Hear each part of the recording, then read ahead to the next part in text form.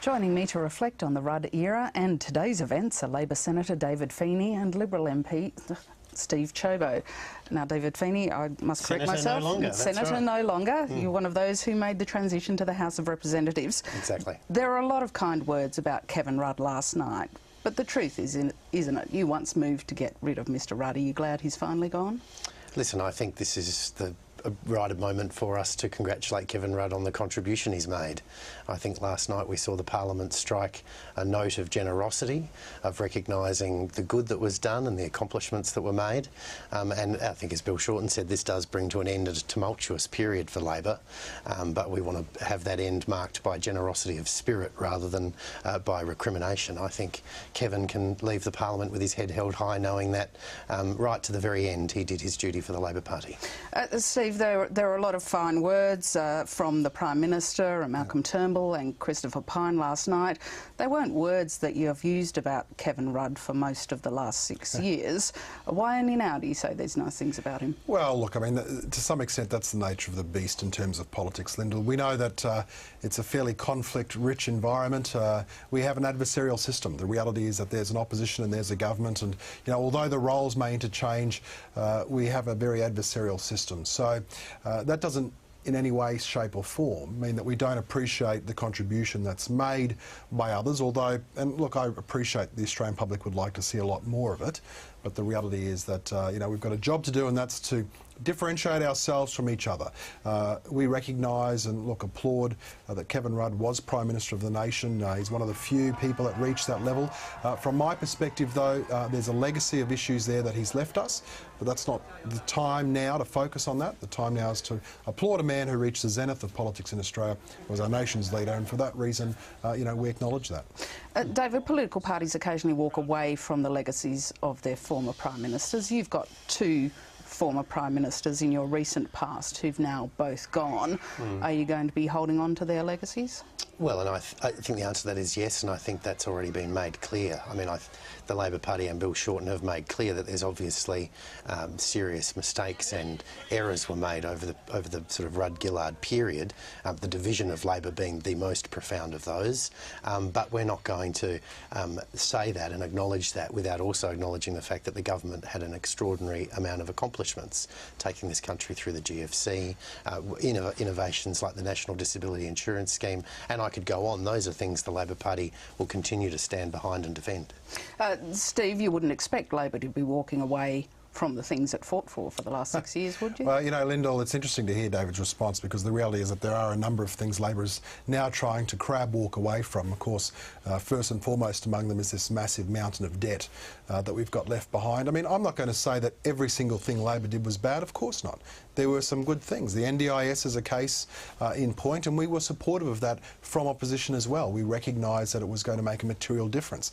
We realise that we've got significant challenges to fund it as a nation. I mean, Labor now says, well, here we go, here's the NDIS, and we walk away from it and take no further responsibility for it and leave it to the coalition to do the heavy lifting to fund social reforms like that. And at the same time, try to get this nation's debt under control and start to repay that debt. We might move on to the issue of debt, because the House of Representatives voted this afternoon to reject Senate amendments to the government's legislation to increase the debt ceiling from $300 to $500 billion.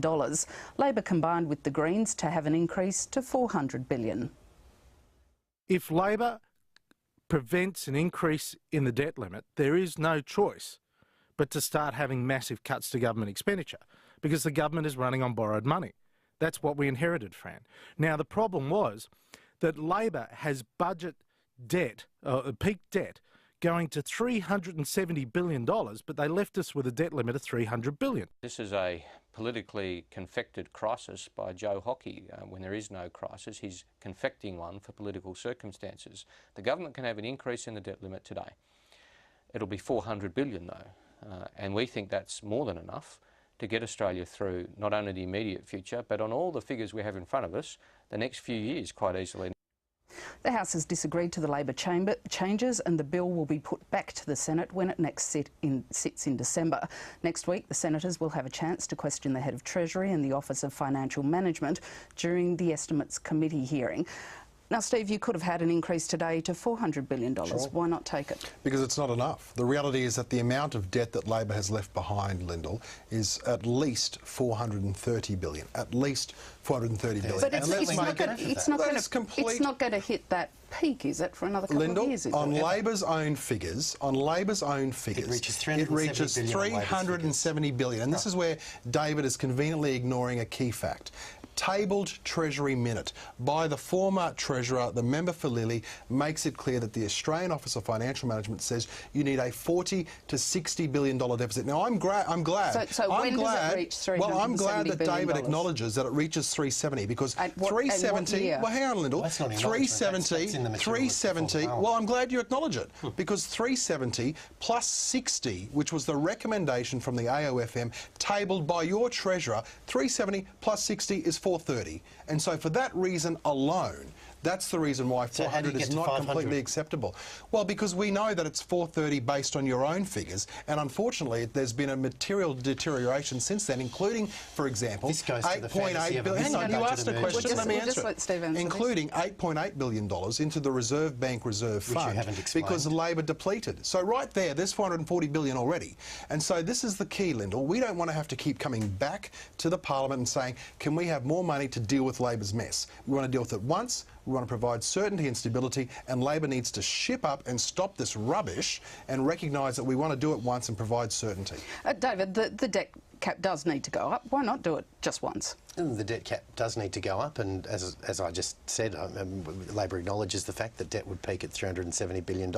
And we've made the case, that there should be a $30 billion buffer, and that if more than that is required, then we will obviously entertain such a request, but the onus is then on the government to show us the books and make the case. The last time the Parliament and the people of Australia were shown the books, the number was $370 billion. So the cap has to go up, that's acknowledged, but we're talking about a Liberal Party that has just come into office on the rhetoric of saying debt is evil and there's a budget emergency. Well, the budget emergency appears to have vanished, and they're now proposing to increase debt by 67%. They have not kept faith with their own rhetoric within moments of coming into this new Parliament. We might move on to the issue of asylum seekers. Steve, the opposition tried again to ask questions of the Immigration Minister, Scott Morrison. He refused to answer them. He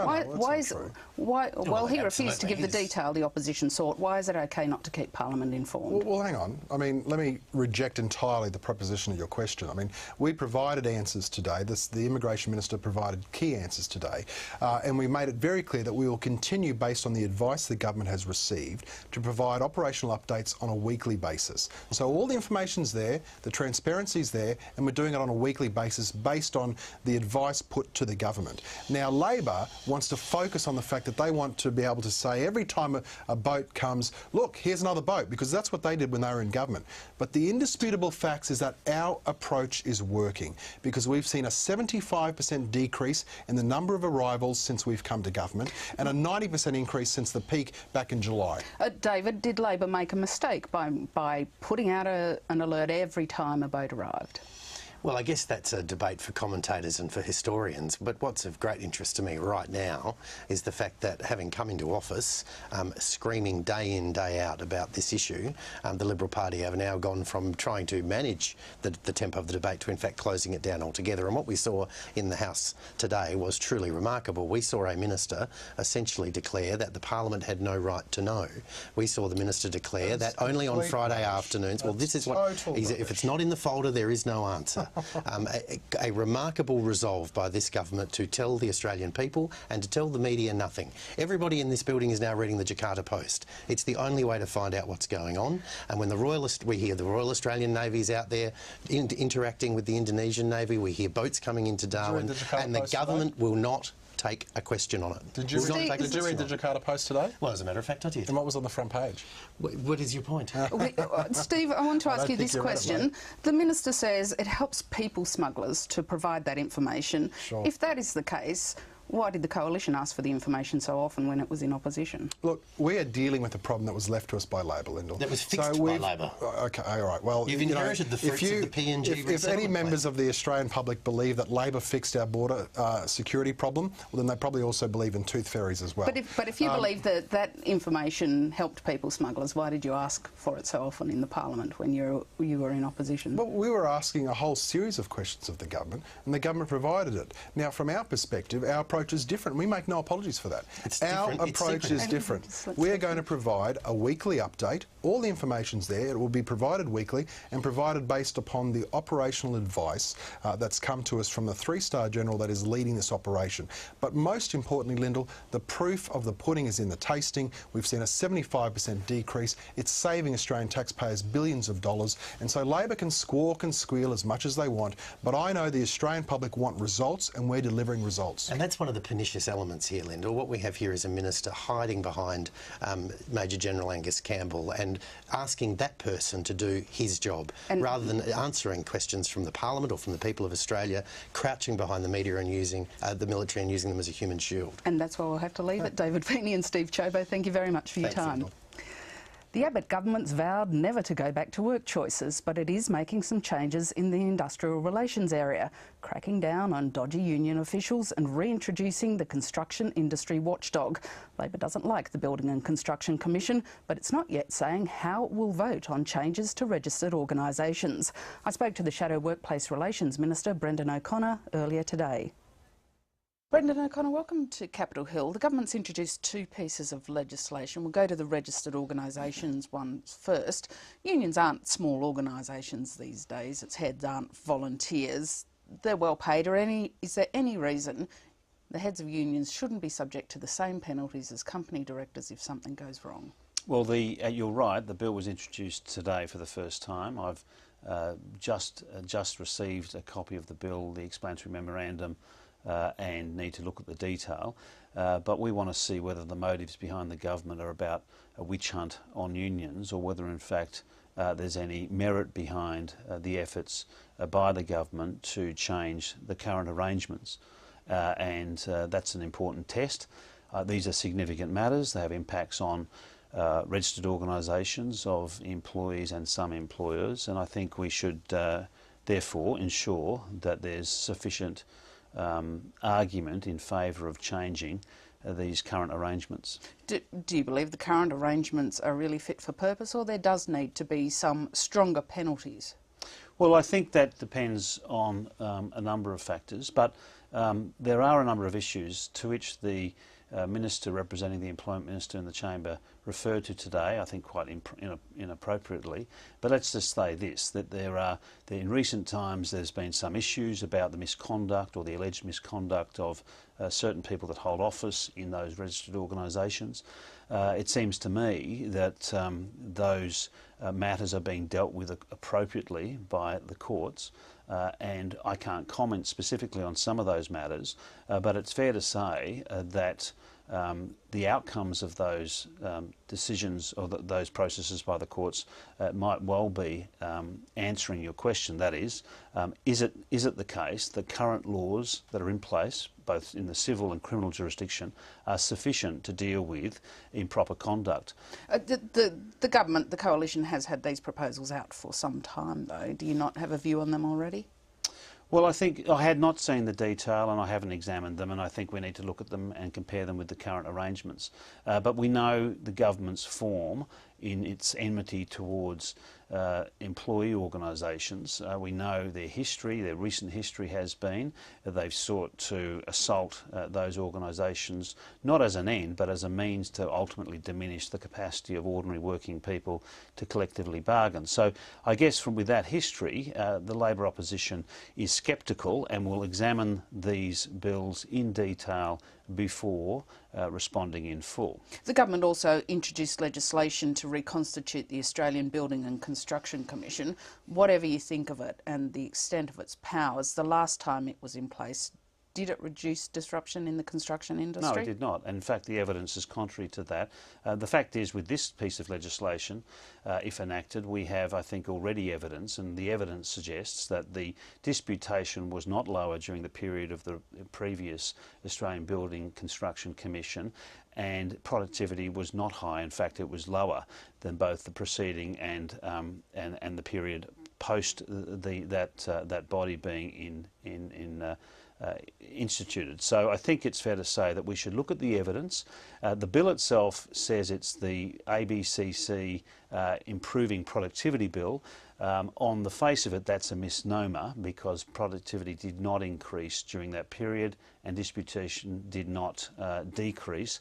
Indeed, there are some worrying concerns about the fact that that fatalities on building sites increased during the period of the ABCC. So are you of a mind to vote against this legislation in both Houses of Parliament? Well, that's certainly our our initial position. We haven't looked at the bills in detail, but our concerns are that the Prime Minister, when he was Minister in the previous Howard government, initiated the Royal Coal Commission on what seem to be now spurious allegations of lawlessness. That Coal Commission, or Coal Royal Commission, cost $66 million, led to not one criminal prosecution.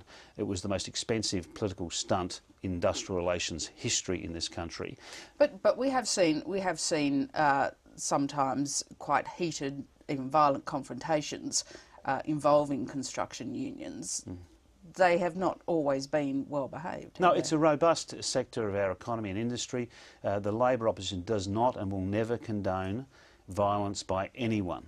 And will not condone unlawful behaviour, but to suggest that we need to put in new laws when there are criminal laws and there are civil laws that of course can be used when required in any sector of our economy. But look at the way in which this bill has been constructed. Secret interviews, depriving the right to have legal representation, imprisoning people if they do not cooperate with interviews. I mean, those types of coercive powers are used in very exceptional circumstances, normally to do with national security. To bring this into the workplace, to bring this into workplaces and to use these against ordinary workers is a very extreme and radical step. It's not bringing industrial relations back to the sensible centre. It is indeed at odds with the comments of the Prime Minister that he would act, if you like, in that manner. And we would therefore, we're very much likely to oppose these bills.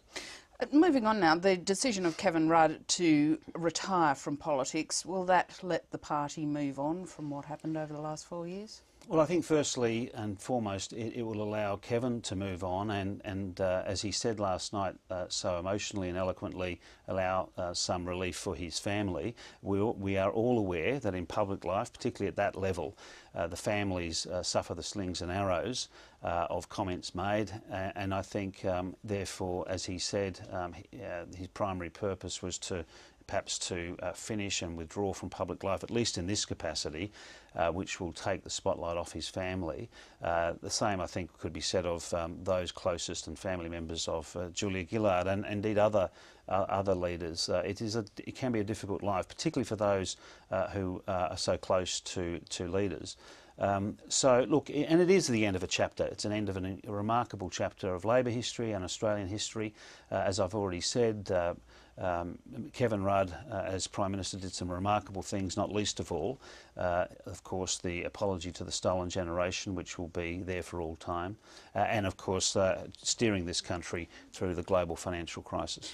Isn't it the case that as much as they became bitter rivals, the legacies of both Kevin Rudd and Julia Gillard are entwined? The work on things considered as a legacy of Julia Gillard's Prime Ministership, like the education reforms and the disability insurance scheme, actually started under Kevin Rudd. I think they were a remarkable team. It's unfortunate now to see what happened.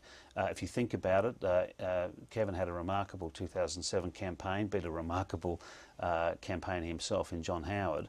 And in that time, of course, we saw the abolition of work choices, we saw the recognition of the Kyoto Treaty, we saw the efforts to become a member of the National Security Council. We saw the establishment of G20, which this government, the governments of Gillard and Rudd played such an important part. I had the good fortune as the Employment Minister to go to the G20 just recently before the election, and we were lauded as to our role in dealing with the global financial crisis and our role in helping establish the G20. Though that legacy, there's many things that are shared by both Kevin Rudd and Julia Gillard, and whatever differences they may have had, I think, and whatever difficulties we had internally, I think there's some very good reforms, and there's a very good legacy for us to defend in opposition. Brendan O'Connor, thank you very much for your time. Thanks, Lyndall.